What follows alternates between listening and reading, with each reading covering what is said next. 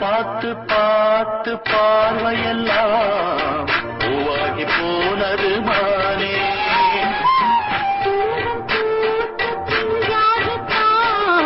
காயாகி போனவனானே.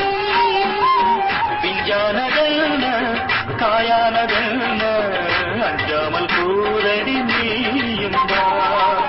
அப்பாவி மாமா ஆராய்ச்சி நேரம் இப்போது ஏதுங்க நேரந்தா.